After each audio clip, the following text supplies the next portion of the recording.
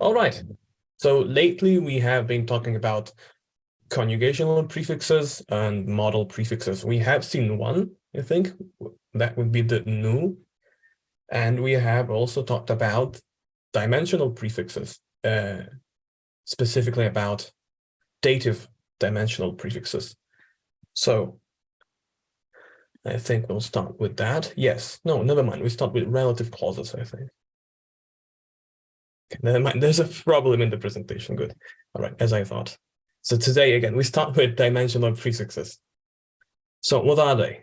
Dimensional prefixes, once again, are prefixes that come before the verb, which expand on the general meaning of the verb. They are like grammatical cases which work with verbs, not with nouns and substantives. So we have seen the dative ones, which look very diverse and almost all share a common element, which would be the thematic element A. So ma to me, ra to you, and so on and so forth. And today we're going to be talking about, well, the other ones. So what do we have? We start with the terminative ones. So we have seen the terminative case, which denotes direction in sentences with nouns. So she towards something. And the same thing happens in the verb. So the thematic element is she, and it changes on the basis of grammatical person. So we don't really know if anything comes before the she for the first person. So the lack thereof is hereby expressed with a question mark. So in the writing, it just appears as she, or sometimes as a she. We're going to talk about that later on. There is an anomaly, by all means. So, and it translates to towards me. She, towards you.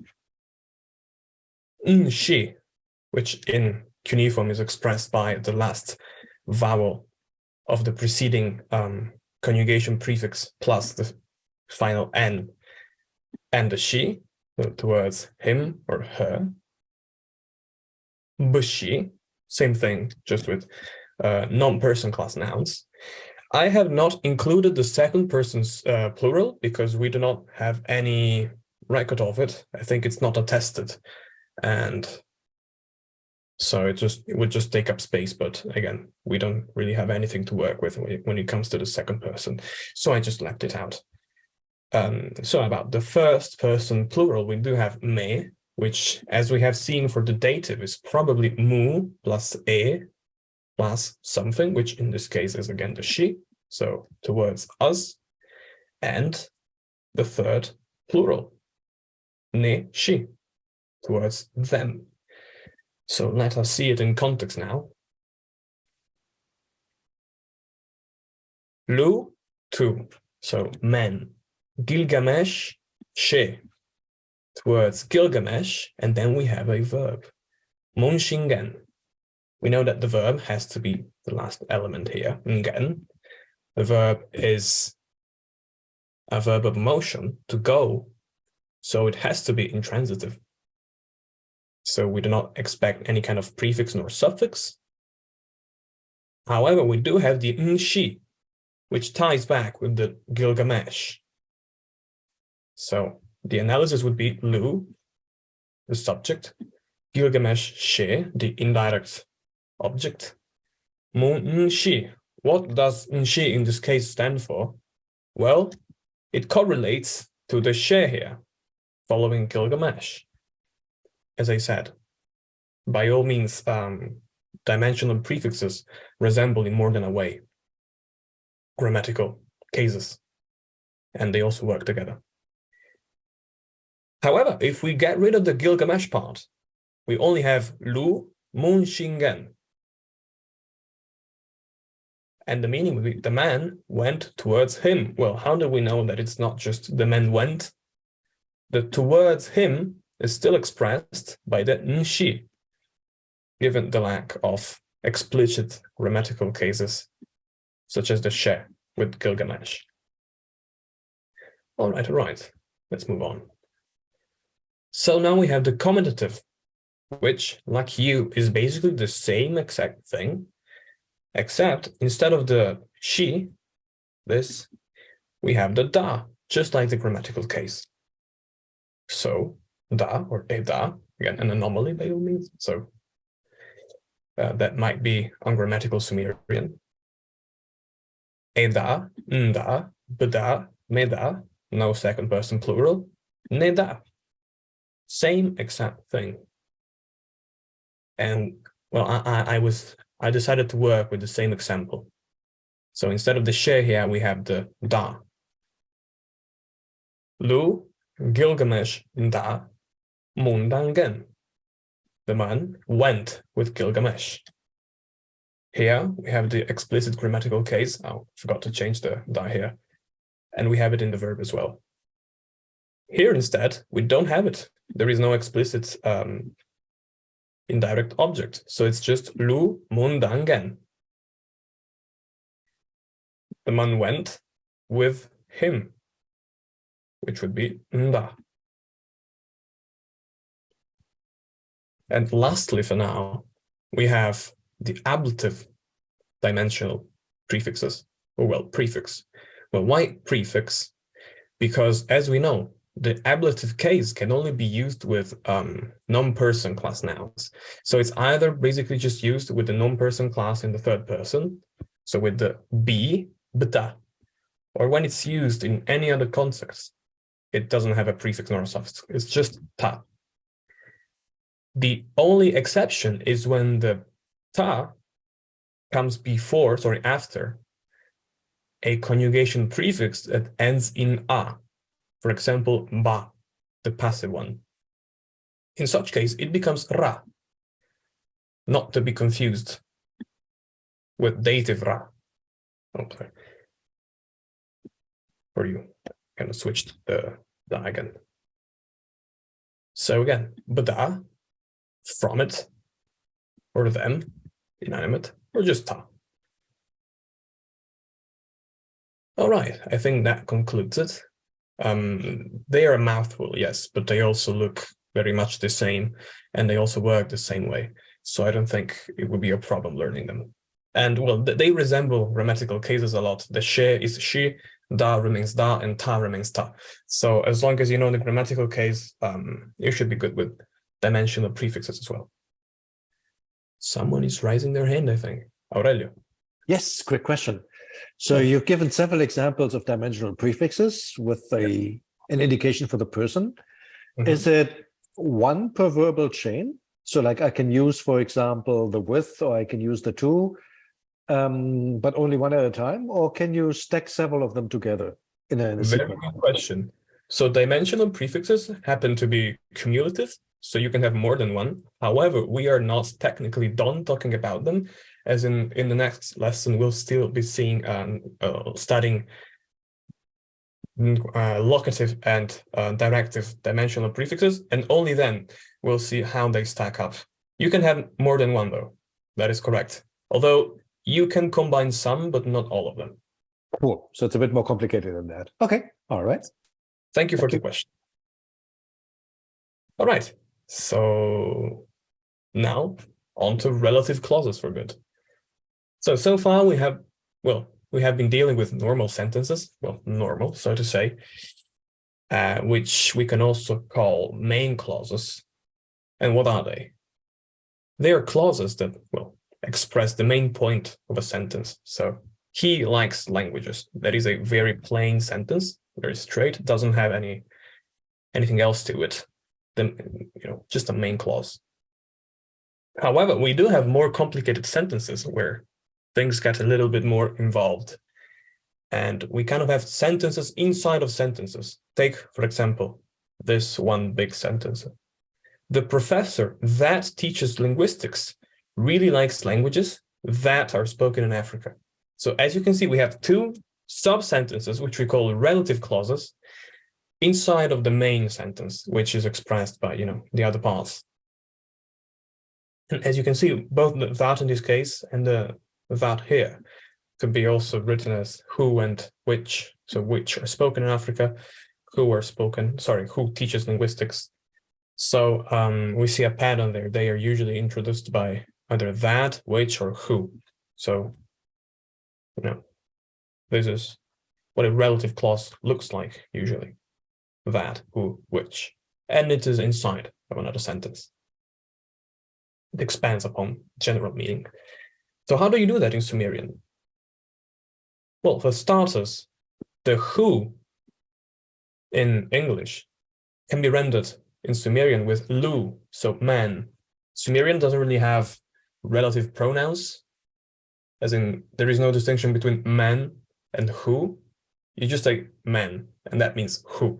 Same thing for thing or which. Ning tu. So yes. And well, in order to make, so to topple, to close the relative clause, you have to add a suffix to the verb. So this is the first time that we see a suffix other than maru, the affixes for the third person and so on and so forth. So a, very simple, almost always written as a. Plus, if you have the lu or the ning, so who or which. So very plain examples here. Mu na du, he built for him. You see that the ghost N that is not written inside of the verb, but is there. And mu na du a. So with the addition of the a, we get that he built for him. Same example, just with the lu. So lu e mu na du. The man built the temple. I bring it to your attention that the ergative is not represented in the writing because lu ends in a vowel, which happens to be a stronger vowel than e, so u. And lu e munadu a, the man who, that, built the temple. And we're going to see plenty of that in the exercises for next week. Sorry, 2 weeks from now, I think. But yeah, not entirely complicated, if you ask me. So some more examples just with ning. So 3 is the populace, the population, the people. Mu gads. That, where it killed the people. Of course, we do not have the subject, it, but the subject is expressed by the proverbial be. So we know it's a thing. It's like not in a, doesn't belong to the person class. Talking about the subject, of course. And is, of course, the object. So it killed the people.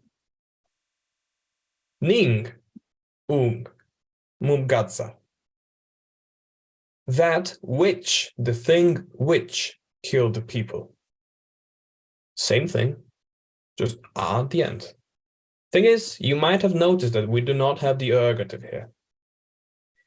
That is because the ergative is sometimes left out, at least in the writing. Maybe for the sake of space, we're not sure. Maybe they did pronounce it, not entirely clear, but sometimes in relative clauses. So when you have the final a, the e is unwritten. It's one of those shady parts of Sumerian grammar where you can't really make the rule out because it's complicated. Another thing that happens sometimes is that you have, well, let's see. So far we have seen relative clauses, yes, but it look basically just like verbs, just with a final a. So lu e munandu a, the man who built the temple for him, of course. However, you can also get rid of the muna, and it would still be grammatically passable, and that is what we call a implicit relative clause. Terminology, of course, can change by occasion, depending on the author and the work. So lu e du a, same meaning. So the man who built the temple. Now, what is the difference between the two? When is one preferred to the other? That's not entirely clear. My take is that you can get rid of the things preceding the verb only if they do not add significant information. As in, if it's not important for whom the temple was built, you can get rid of them and just use a implicit relative clause. However, if you want to specify that they built it for, I don't know, him, her, so if you want to use dimensional prefixes or whatever, you still need the whole grammatical verbal chain. So you need a conjugation prefix, etc., etc. But again, that's just personal opinion. Moving on. And we're actually done with them, so modal prefixes. Let's talk about them. So far, we have seen, well, one, the nu, which is the indicative negative, which luckily enough resembles enough, what we have in English. So no, not. And of course, we do not have a specific dedicated MP, so modal prefix for the indicative affirmative. It's not specified. It's kind of the standard one. So I build a temple, you do not have any modal prefix there. Now we have another one. Oh, sorry, this should be MP. A few mistakes in this one, I'm sorry, I'll correct them. So now we're going to talk about he. He is the second we're going to see, well, in the course of this course. It is usually written he too, which also looks really cool. It's one of my favorite signs. Or ha. It's not entirely clear which is a variant of which. I go by he too, and most people seem to do the same. Although it's uneven, well, the spreading of the two in the context. Sometimes it might be because of vowel harmony, but it's not entirely clear. So they are basically the same thing, although I consider he too to be the chiefly variant. Occasionally also written who before you, although that's, again, very rare. So it happens to be one of these three variants all the time. So how do we use that? Well, in two ways. This he could stand for two different moods, at least, grammatical moods, of course. The desiderative and precative, which you use to express a wish or an indirect command, or the affirmative mood, which remarks, underlines the veracity of an action. Let's see. He, again, so we're going to start with the desiderative and precative one. So desiderative comes from Latin, it means wish, that's why. Tough name to pronounce. It requires the imperfective, the modal, because again, it deals with situations that have not come yet. So an hypothetical future. So we use the modal. And mostly happens with the third persons. So either singular or plural. But also, according to some authors, like Edzard, which I have quoted, in the second person. So how do you use it? You put it before conjugation prefixes, and it does the job. So lugal e mundu, usual sentence. The king built the temple. But it's in the hamtu, so in the past, so to say. Lugal e mundu e. Lots of e's here. The king will build the temple. This time it is in the maru because it's got the final e of the third person. So mundu e, he will build, and then you have the rest of the sentence. Let's add the desiderative to it. He do e.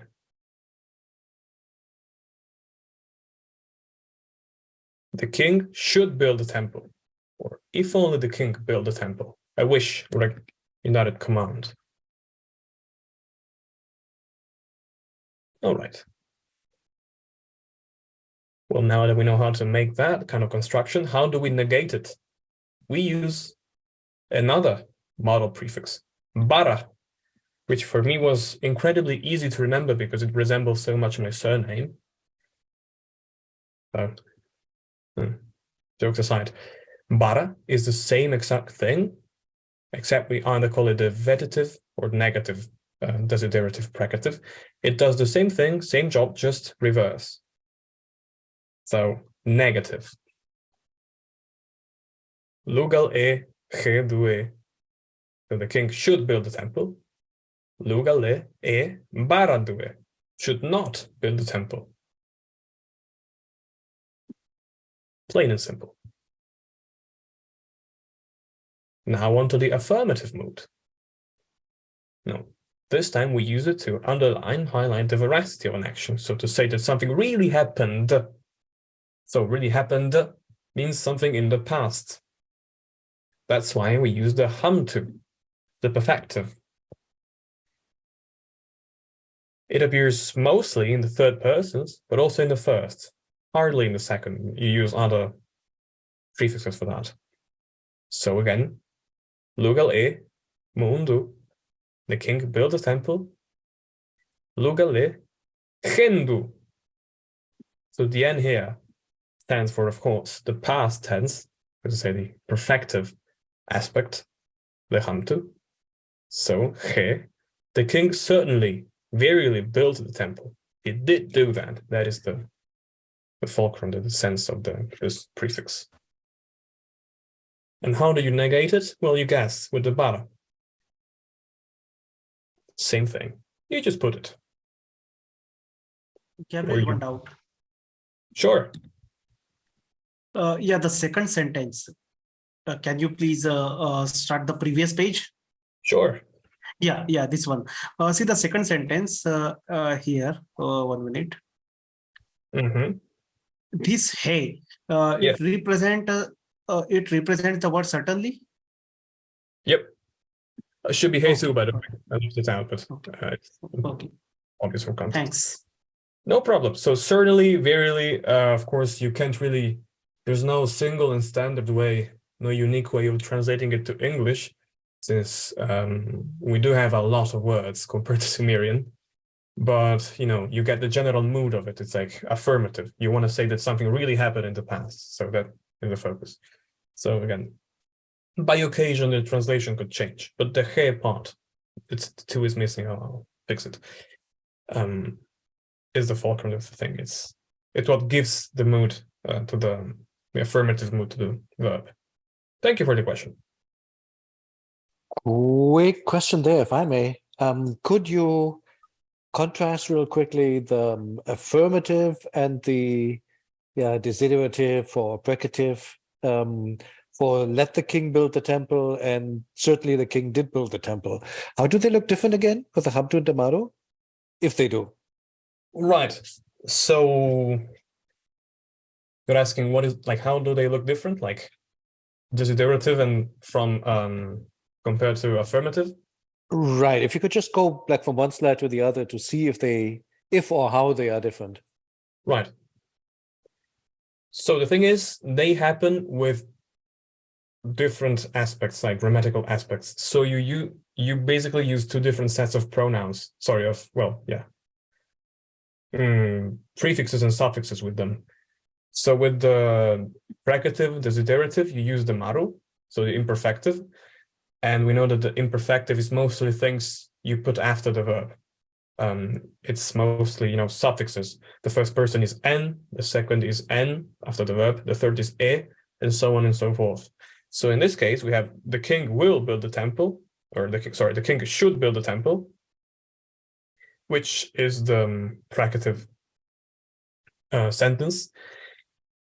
In fact, we do have a e here. So the A makes the difference, really. The rest looks the same, but the A tells you it's motto, and that tells you that this is a wish, basically, and not a statement. Right. This becomes particularly hard when vowel harmony comes into play, because sometimes you have verbs that end in a vowel, and you do not have the final E, like the final A sound, represented after the verb ending in a vowel. And maybe you have a he, so you don't really understand, okay, is there supposed to be a suffix that I don't see, or like which one is which? But again, you learn how to deal with that with time, I guess. And well, in contrast to that, in the affirmative instead, we have prefixes, which are thematic of the hamtu conjugation. So the n preceding the do, where again you have the e here. We also know that some verbs change in more than a way, from hamtu to maru, or maru to hamtu. Well. And so you get used to seeing different forms of the verbs with the he. And that's also one way of decreeing which mood the he stands for in certain contexts. Hope I have exhausted a good answer. That was perfect. Yes, thank you. Very good, thank you. And we are actually done with the explanation today. Now, before we dive into the homework, I decided to make kind of a barometer for the progress so far, kind of give you an idea, so to quantify it. We have seen the most often recurring conjugation prefixes, and those do not really happen that often with the exception of be. We have seen most dimensional prefixes, and we are now at a very good point with the modal prefixes.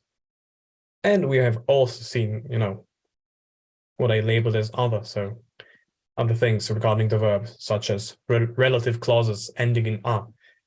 So that's more than half of the job when it comes to the verb, which is the most important aspect of Sumerian grammar by far. And we have, well, when it comes to grammatical cases and nouns, we have covered everything. We know how to make plurals, we know how to make sentences, we know grammatical cases. And so we are at a very good point. And we can give ourselves a pat to the shoulder, I guess. And in the next class, this is what we're going to cover. For this reason, I say we are no further than maybe 3 lessons from the end of the course. So I just wanted to point that out. And without further ado, I would jump onto the homework.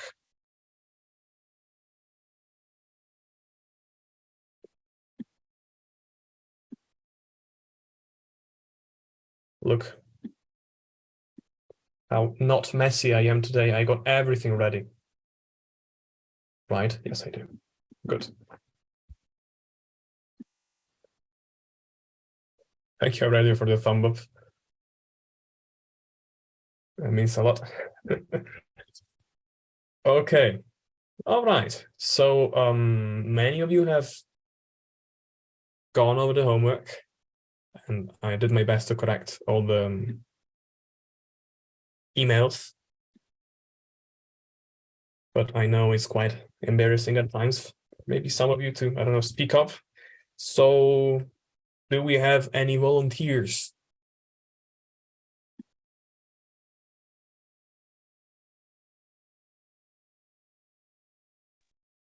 Else, Okay, I'll do it. All right, very good. So let's start with number 2, or do we want to start with number 3? Makes no difference to me. Number 2.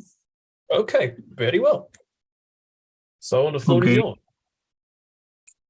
Okay, first one we have Ninge Shida.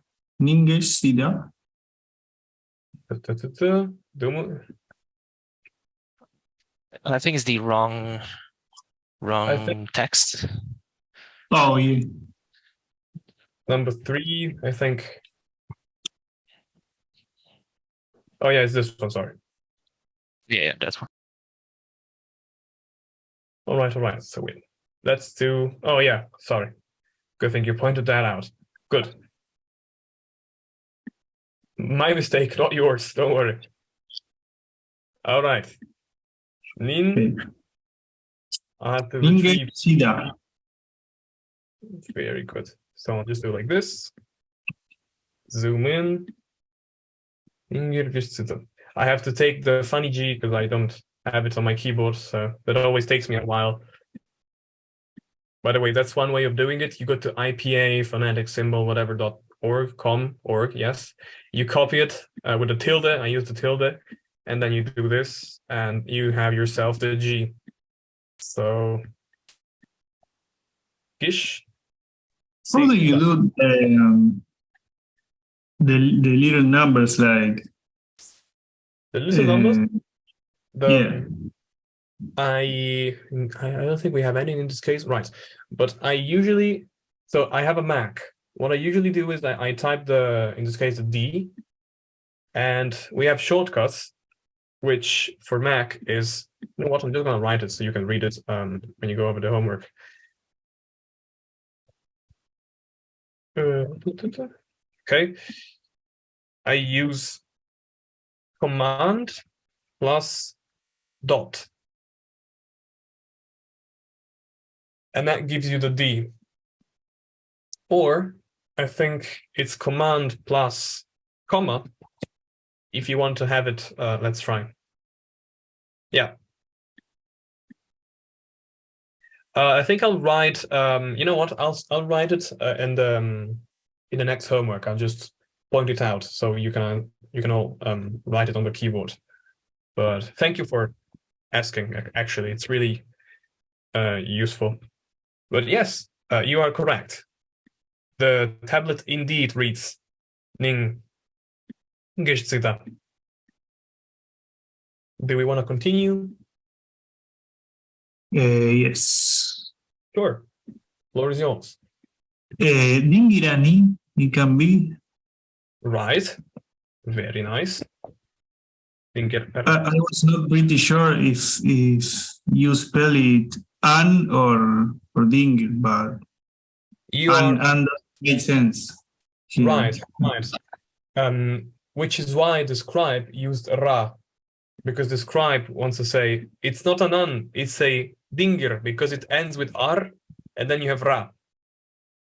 So I remember when I had the same problem a few years ago, and well, you found the solution way faster than I did. So very nice. If you want to continue, the floor is yours. You seem to be doing very good. Okay. Now we have Gudea. Right.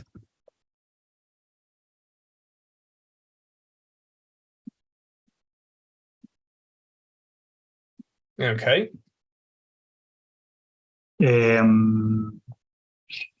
We have NC. Very nice. I think NC2, right? NC2. Right. And we Very nice. have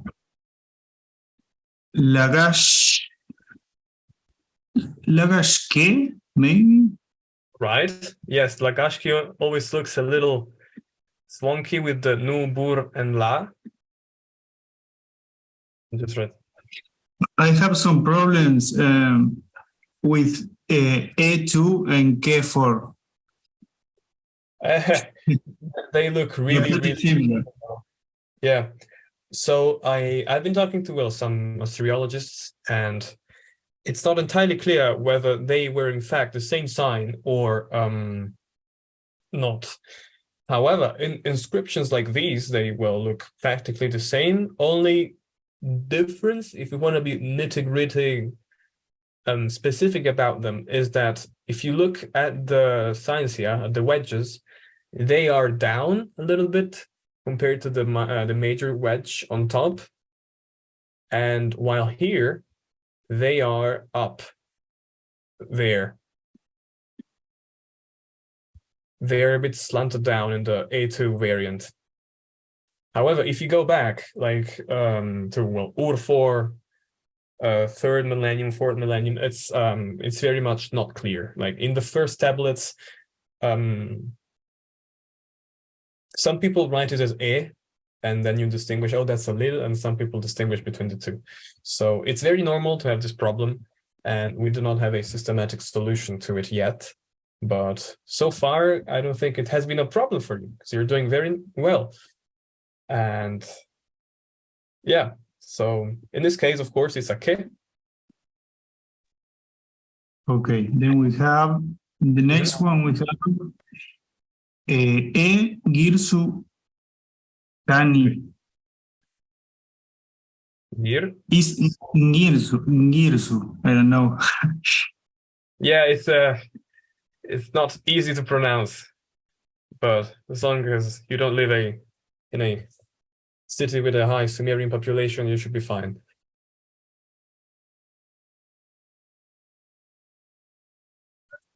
Kani, right. And last we have Munadu 3. Very well. All right.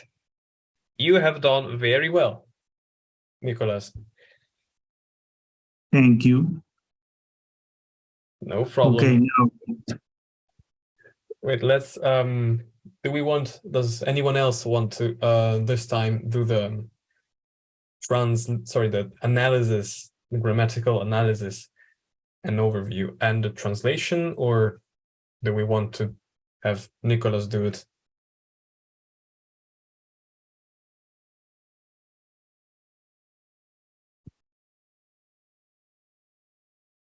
Well, I say we can.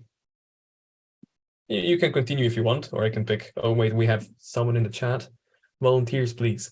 Yes, otherwise I'll be picking myself. No, I won't. Yeah. All right. Well, Nicholas, if you want to go, why not? Let's give it a try. okay.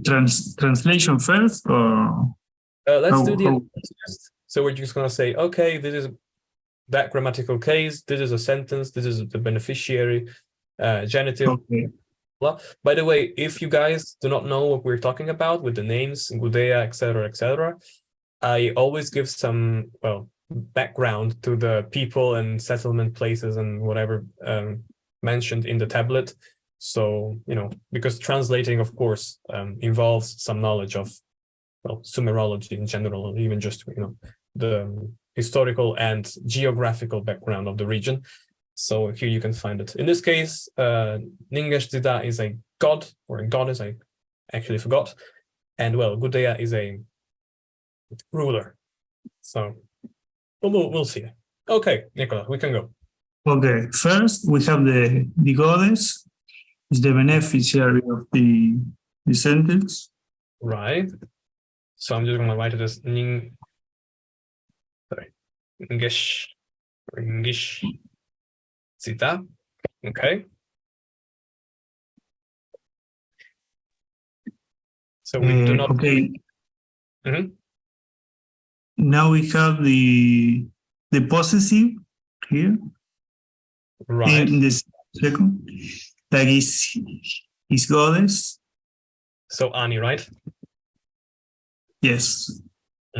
So now we have the subject, right? Gudea, right? Okay. Yes. So since we have the subject, this has to go in a grammatical case, right? Okay. Yes. It is the beneficiary, so it's for the goddess, and yes, it's for Ningesh Sida. right. So we expect So would a you? big. Oh yeah, sorry. Oh, yeah, sorry. No, I just wanted to say if you would write the R to mark the benefactor set. How do you pronounce it? Yeah, you know what I mean. Uh, I forgot how you pronounce that. I think that's Benefactive. Yeah, I think that's what I meant. So yeah, the little R in parentheses or curly brackets. First of all, I support the motion for changing the name to just dative sentence. Oh yeah. And the way I would go about it is by adding dot ra in parentheses, or you can do just R since the ends in a vowel. But at the beginning, I say we can keep the ra, and then we can talk about the A not being written nor probably pronounced later on. As long as you write it in parentheses, it's good. I would one other way of going about it would be to underline it or go through it with the line, but I don't know how to do it on Mac, so we can keep that off for now. Actually, since we're learning and stuff, I'm also going to do this. So I think this is the most explicit way possible of saying, okay, this is a dative. So you write it, you fully write it, and then you have the dative gloss, and that makes it very clear that it is a dative.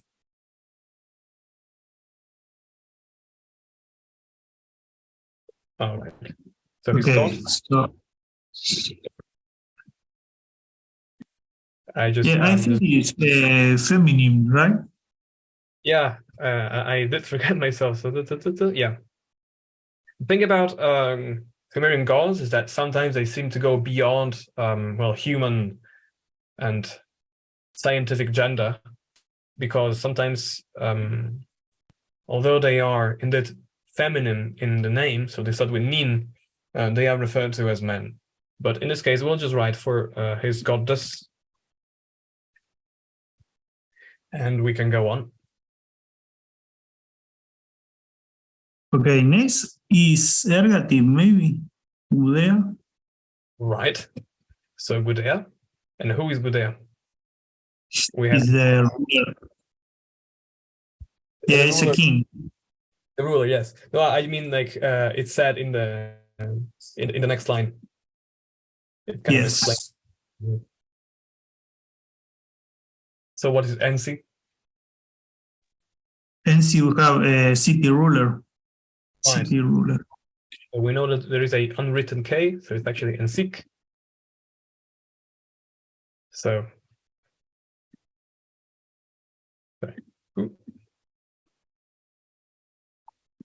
the Then we city ruler. yes.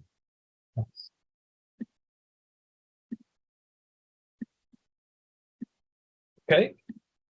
Then Then we have the locative is her temple of Girsu. oh wait, let's do Lagash K, this line first. Ah, okay. Yeah, the locative. So we have He's the ruler of Lagash. other, you mean the genitive, right? Final K. Ah, yes, yes. No problem, no problem. So we have the final K, which we know to be ak, right? So the genitive plus a little something here, the a. What is the a in this context? You said it at the beginning. It kind of topples the whole sentence. It would be the ergative. Ah, okay. Yeah, it is marked here. Yeah. So we can actually put everything into parentheses like this to say this is all a ergative sentence, so to say. Ergative clause. All right. Oh, I forgot to. Okay. Good. So now we have the object, right? Yes. Huh?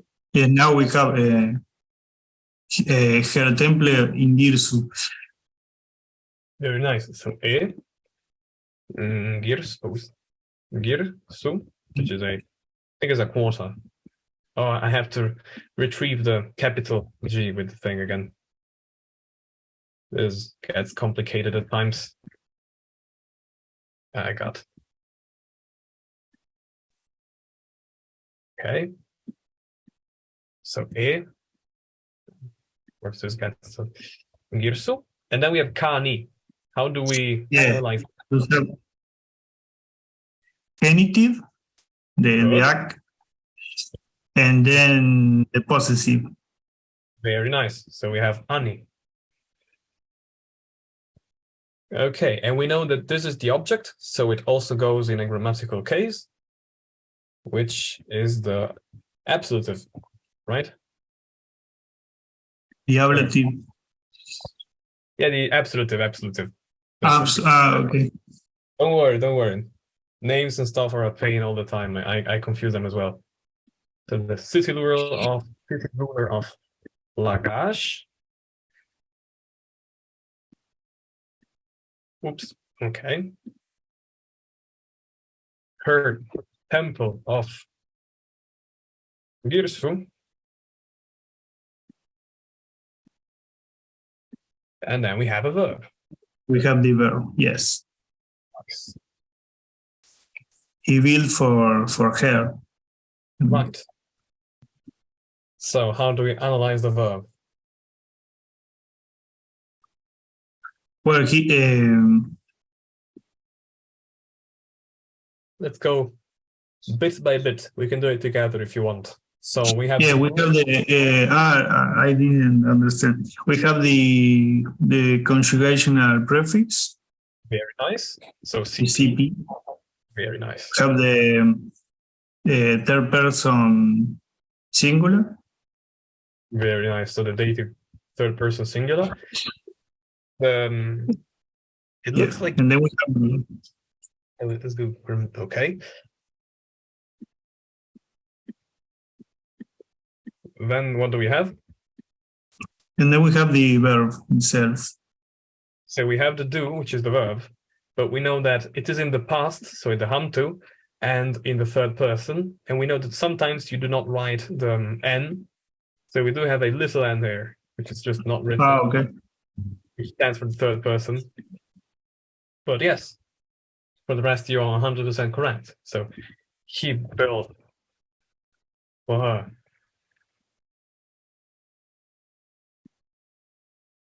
Well, overall, a very nice job. And Yeah. I managed to put you as student of the month.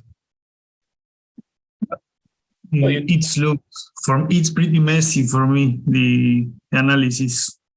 I know, but again, we've been doing this for like 2-3 months only. And well, you did a tablet all by yourself and you got the meaning right. So again, that's 90% of the job done smoothly and right. So what else? Very good. Now, we still have a good 10 minutes. So do we want to do this? Right, tackle this one because I didn't send it over as a homework. Oh, So, all right. yeah. So the first one is Dingir Nana, Mhm. the god or goddess. No, god. Yeah, god Nana. Fine. The second one is the Lugal Ani. Mhm. So the first two lines are the benefactive, again the dative sentence. All right. So we write. Oh, you're already doing it. Yeah. Right. Right. Then it's the name Ur-Namu. Perfect. It's got by the way, it's got deity determinative before it. Stylistic choice by the author and the king.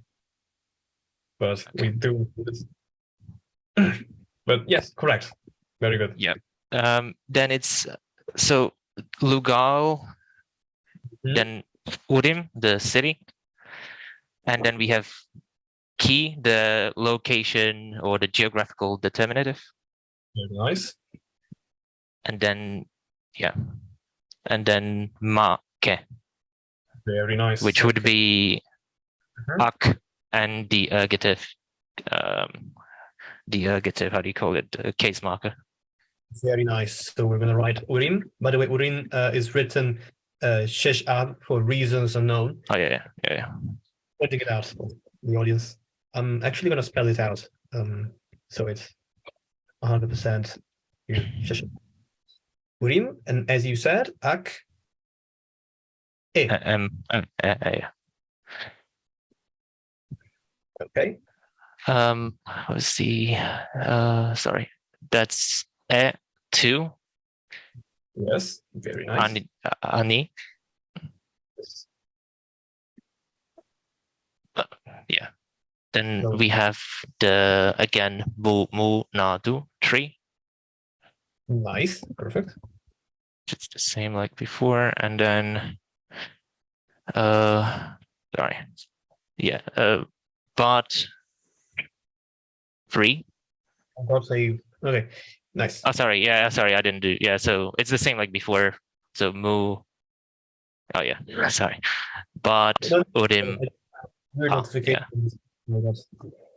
Okay. So Urim and Ki. Oh yeah.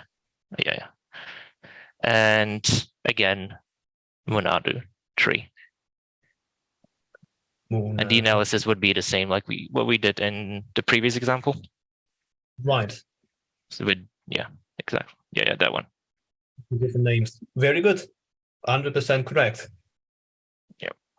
Most outstanding. So for Nana, But yeah, for Nana His is king. Yep. Or Namu, that's just a name. sir. The king of Urim. Oh, Oh. sorry. Yeah. Yeah, we can call it Urim Urim. Oh, yeah. as you wish. Robert. Her temple or his. I always, yeah. We can put their temple if you want to stick. Their temple. Yeah. Bill. For him. Very nice. For the, yeah. So okay, Munadu. Oh, it went okay. So same analysis. I might just even copy and paste it because it's virtually the same. Munadu. Yeah, it's just okay. But Urim. The wall of Urim. Nice. So it's Bad Urim Ak. Oh yeah, sorry. The yeah. And build for them again, which is again Mu, No. Na, and Do. How do you call the little dot in the annotation between the words? Is just a dot or This. yeah. Dot. Yeah. Okay, I get. Oh, but I see. I am a chemist. All of a sudden, I put the 3 on top. Okay. Nice. Yeah. It's just a dot. I don't have a specific name Dot, for okay. it. But yeah. Okay. Good. I mean, you guys are doing great. I say we can step up the difficulty of the tablets. So next week we'll have. Let me find it. It's a bit down below. What this one? And another one from another book. So really, really nice progress. And I hope you enjoyed the class. I say we can stop the recording. A quick question, if it's okay. In the first example, in the first reading we did, the first tablet, why did you split Nin and Kishsida into? Why is the little dash there? Because I struggle with when we do the analysis, where do we put the dots and where do we put, or sorry, not where do we put the dashes? So the thing is, you could not include it. You could just have Nin Kishsida. Although we do know the etymology of the word, which is Nin, lady, of good wood, and I don't know, it felt appropriate to distinguish Nin from Ngish. You could like spell it like this. Sometimes it's spelled, you see it spelled like this, but it's just to differentiate the 2 main nouns and substantives that compose this one noun. Although I guess we could get rid of it and just put, have it as a single word. In my opinion, it also makes it a bit like simpler to, read it.